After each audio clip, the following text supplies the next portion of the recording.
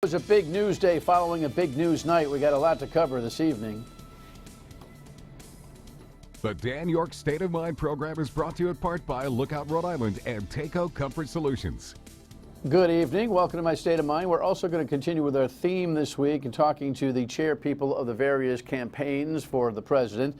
Tonight, we will talk to the local co-chair for the Ted Cruz for President campaign.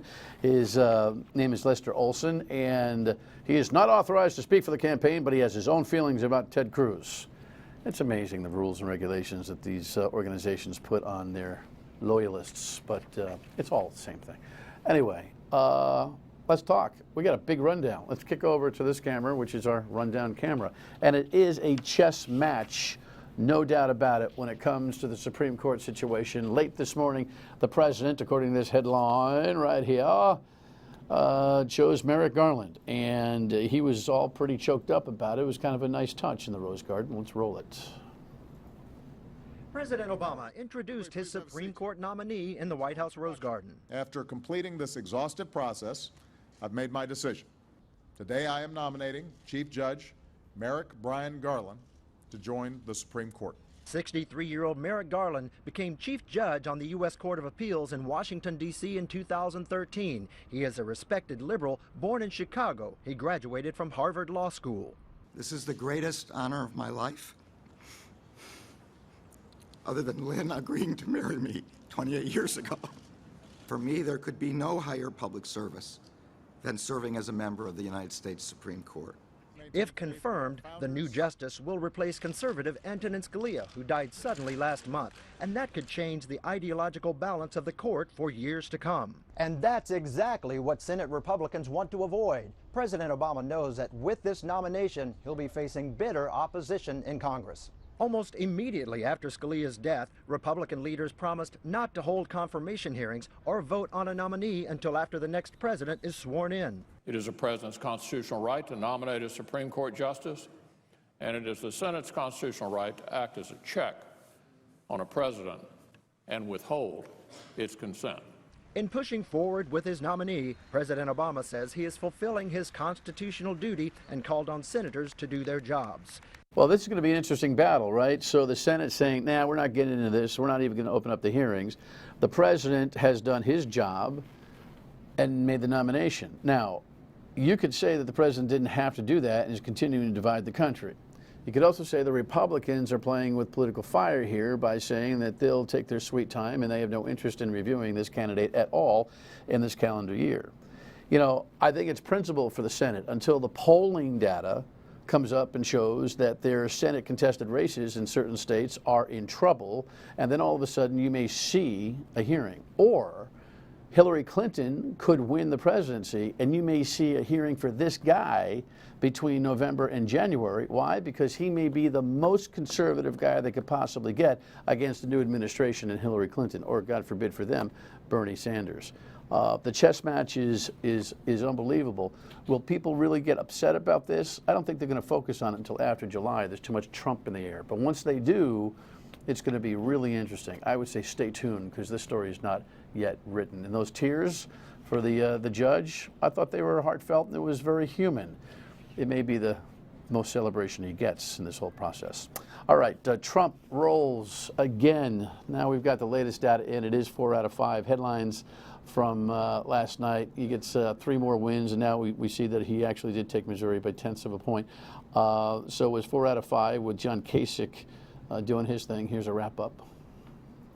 Donald Trump continued his winning streak last night with primary victories in North Carolina, Illinois, and Florida. We're going to win, win, win, and we're not stopping. Trump's win in Florida earned him 99 delegates alone. It also ended Marco Rubio's campaign. While we are on the right side this year, we will not be on the winning side.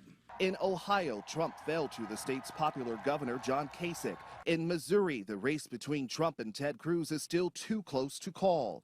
On the Democratic side, Hillary Clinton trounced Bernie Sanders, picking up big wins, including here in Florida. Now more than ever, Clinton is eyeing a fight with the GOP frontrunner. Our commander-in-chief has to be able to defend our country, not embarrass it. Even though he is still trailing in the delegate count, Sanders believes he can win the nomination. The candidates now turn their attention to states like Arizona and Utah, which hold primaries next week. One can only imagine what the fight between Trump and Clinton would be just with that little tone from Hillary. Woo! Now look, today Trump said, I'm not going to the Fox debate scheduled for Monday night, which caused John Kasich to say, well, if Trump's not going, I'm not going. Of course, Ted Cruz said, I'll debate anybody on the Constitution or anything else. But guess what? We're not going to have a one-person debate, so canceled. Megyn Kelly, probably the worst victim of the entire situation. Of course, Trump was tweeting on her again last night. There's a thing going on between those two. Some friction that's getting to the point of ridiculousness. Also, Mr. Trump suggested today that if he doesn't get the nomination, there could be riots. Very presidential of him. Appreciate that. He is a piece of work. By the way, people are starting to worry very much about this campaign on X number of levels. And Lexi tells me there's a new Twitter feed out there, #MyElectionFear. So there's a Twitter feed on My Election Fear. People like tweet in about what they're afraid of in this election. Isn't that American? That's just great. We're all just afraid. Now listen, I've expressed anxiety over Donald Trump as well. By the way, if you want to follow me on Twitter, there's two ways. Dan York Show with the E. That's used to be my personal Twitter until my producer took over my social media life and said, you have to have your own show Twitter, which is DY State of Mind on Twitter. We have 90 followers on that. I got like 4,000 on the other one. I'm just saying. All right, marijuana legalization. Yes, it's a pot boost headline. Look at this one. And my esteemed director, Kevin, notes that it looks like the governor's snorting that pot right there. Of course, she's not. Those are split-screen photos. But she does look very satisfied.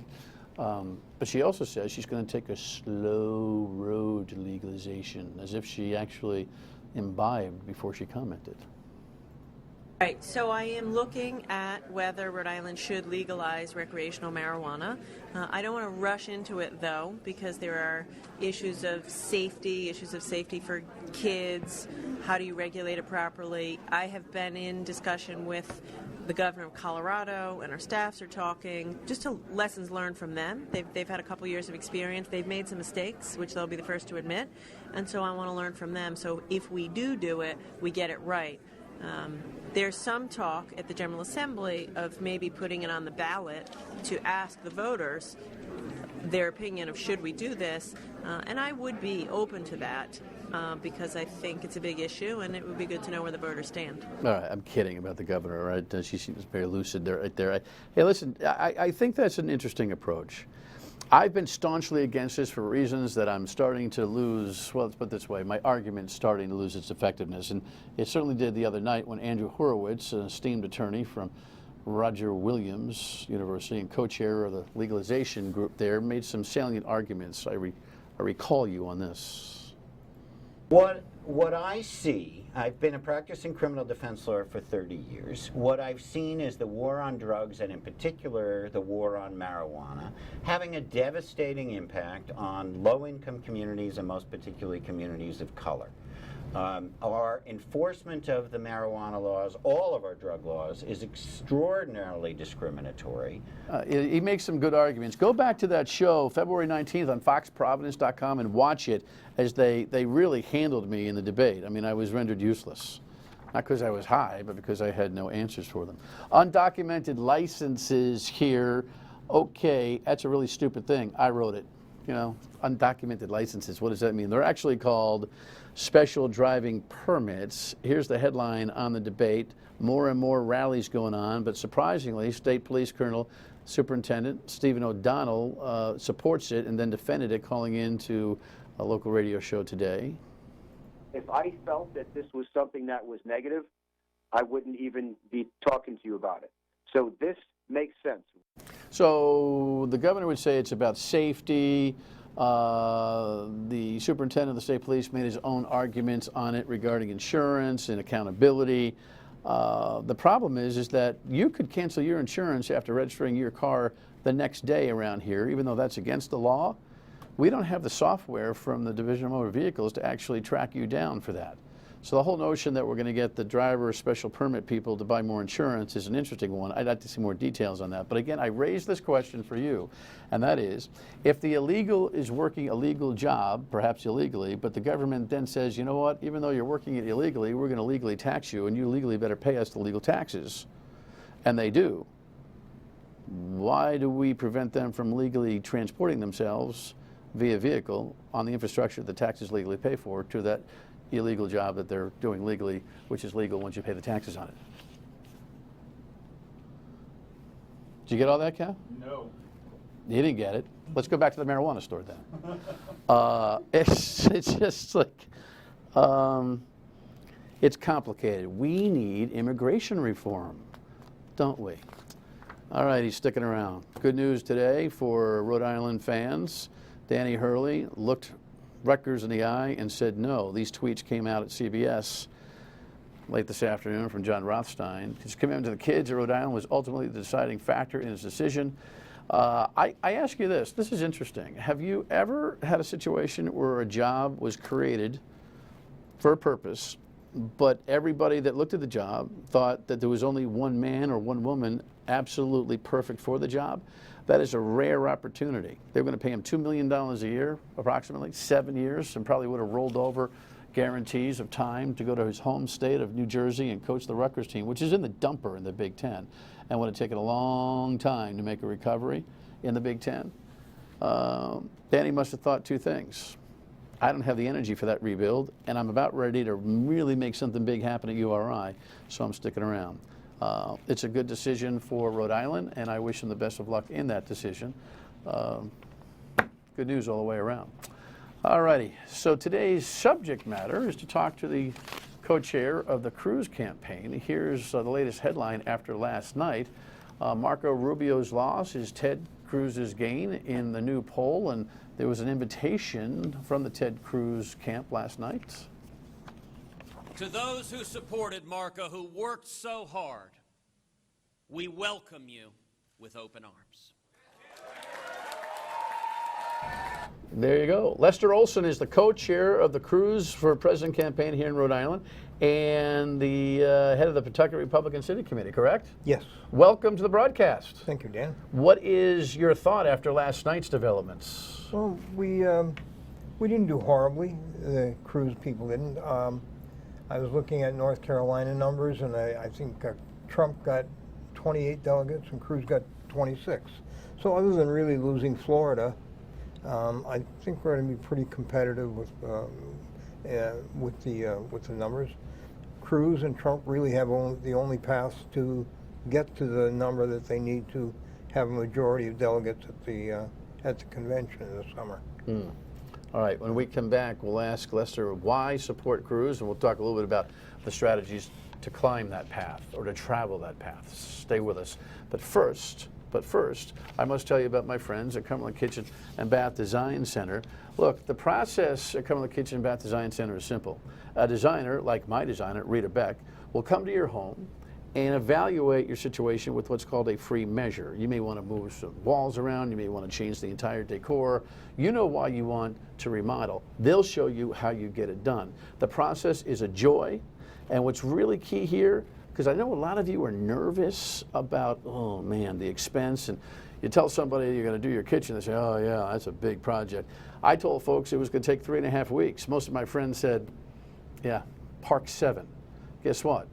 It was on budget and 3.5 weeks. On budget and on time. Cumberland Kitchen and Bath Design Center. They'll do the same for you. We'll be right back. It's not about the cronyism and the bailouts that far too many Republicans and Democrats have done over and over again to benefit the rich and powerful. Instead, less government is more freedom. He is pretty poetic. Not quite as poetic as Rubio, he admitted last night, but rhetorically pretty sound. How did you get hooked up wanting this guy to be the President of the United States? Well, I watched his election in the state of Texas and the promises that he made to the voters in Texas who put him in the Senate. And watching him for a first year or so in the Senate, he was absolutely faithful to the things that he promised the voters in Texas that he would do, including trying to take Obamacare to the wall with the filibuster, instead of having show votes like the Senate and the House have been doing for the last 4 years. Those things haven't worked. He knew that defunding it was the only way to go, and that's why he filibustered.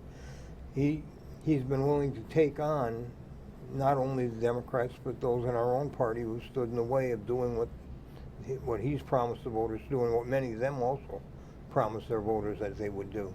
Yeah, well, no, there's no doubt about that. Does it bother you that he's the anti-establishment light? I mean, he looked like, before Donald Trump got into this whole thing, Ted Cruz running for president, we all thought, well, you know, he'll be the ugly duckling in this race because the party establishment can't stand him. Now he's Trump light, anti-establishment light. He's kind of caught in the middle of that whole dynamic, isn't he? I don't really look at it that way, personally. Oh, then the show's over. you have to agree with everything I say on this program, or it doesn't work. I don't really look at Trump and Cruz in the same vein. Trump is sort of an anomaly. That's an understatement. He's inconsistent in terms of issues, very, very inconsistent, whereas Cruz is absolutely consistent. Trump has also shown that he would pander to interests, whereas Cruz would not. If you take Iowa, for example, Cruz was against the ethanol and said it should be phased out, and he was absolutely steadfast on that. Whereas Trump crossed over and basically took the line of the governor and said, you know, don't go for Cruz because of the ethanol. He's going to kill ethanol. Trump was faithful to his principles, and he didn't pander to the people of Iowa. Cruz, you mean? Cruz was faithful to his principles. Was absolutely faithful. Now listen, he is. Nobody is strictly on agenda every moment of every day, but he's a self-proclaimed constitutionalist, and one can hardly argue that he hasn't made that a centerpiece and a principal foundation for a lot of his arguments. My point was, they don't like him in Washington, and now they don't know what the hell to do because they really like Trump less, and so it becomes the ultimate lesser of two evils with Kasich kind of hanging around. We'll talk about him in a second. But that dynamic is an interesting one. He actually may look more fair-haired to these guys based on what Trump presents, which is a complete crapshoot, right? Absolutely, because like I say, Trump is so inconsistent. I don't know where he stands on many issues, and I don't know how he would govern if elected, because I don't know where he stands. I'm guessing you'd love to see John Kasich get out. Yes, absolutely. I mean, without Kasich getting out, I'm not sure, with him tugging at, you know, even the small amount of delegates he may be able to amass, it's going to stunt Cruz's ability to get into a head-to-head match. What would your strategy be? I know you can't speak for the campaign, but what would your strategy be? What's your path to success for Ted Cruz in your mind?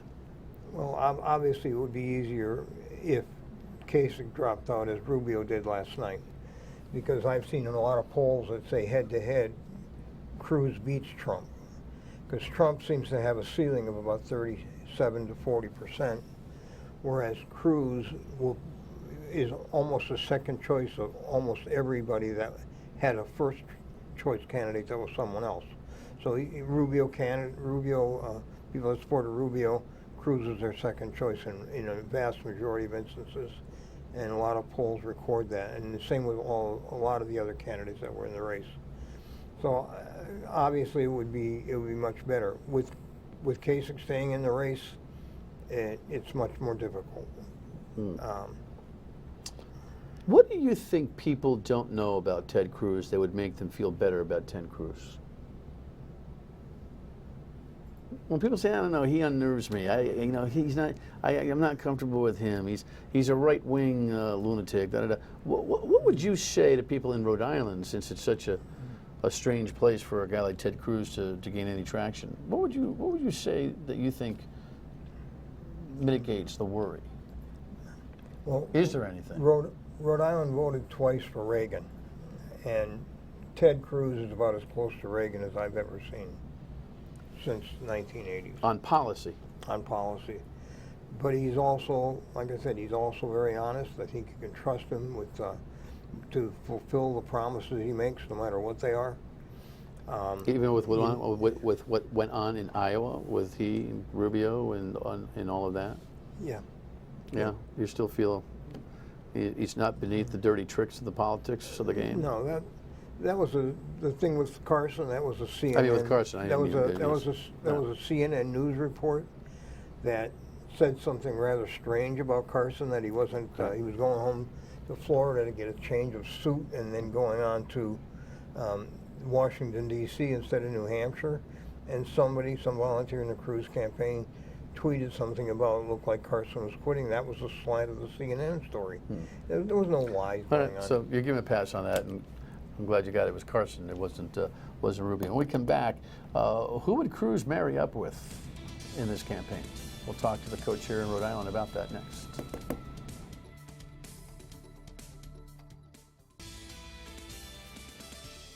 The Democrats support illegal immigration because they view those illegal immigrants as potential voters, and far too many of the Republicans are doing the bidding of Wall Street and the special interest, and they view it as cheap labor.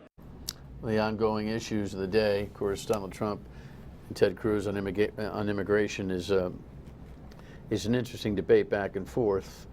Donald Trump has kind of stolen the immigration debate from Ted and Marco Rubio, although if you're honest about it, they were talking about it long before Donald Trump introduced that into the race, right? Cruz ran on stopping illegal immigration when he ran for the Senate. It was one of the things that he mentioned when he announced his candidacy for the presidency at Liberty University. And you know, it wasn't Trump that brought it up first. Trump may be more flamboyant about it, but if you look at a couple of things, you know, Trump wanted to halt all of Muslims from coming into the country. Cruz presented legislation in the Senate that would halt immigration and even refugees from countries that are controlled by terrorist groups like ISIS. Much better way to do it than to alienate a whole group of people. Well, it's a little bit more acute in terms of security than it is about you know, what's been accused to be kind of a xenophobic type of response by Donald Trump. Who would you think Ted Cruz ought to marry up with? Well, again, I think there are things that Cruz doesn't have that he could be helped with by a vice presidential candidate. My own personal view would be Alan West, former congressman from Florida and former lieutenant colonel in the Army. He's coming to Rhode Island soon, next month? He's coming to Rhode Island and will be at the North Kingston Lincoln Reagan dinner on April 2nd. Okay. What about Rubio? What about Carly? Carly might be an interesting one, but she doesn't really bring something to the table that Cruz lacks, I don't think. Whereas Alan West, with the military experience, brings something to the table that he doesn't. All right, give me a 5-second pitch. Why Ted Cruz? Why? Because I think he's the most honest and brightest guy running for president at the present time, and I think that he will absolutely do the things that he says that he will do. All right. Don't be a stranger. Over the campaign, we'll bring you back. Thanks. Nice to meet you. Nice to meet Final you. word, and we come back. Stay with us. Tomorrow on Patty's Day, I'll wear the green shirt. Maybe bring a crying towel for Gary Sass, the chair of the Rubio campaign. Well, we scheduled him, and he's a smart guy, so we're going to do it anyway. We'll see you on the radio at noon tomorrow on WPRO. Good night.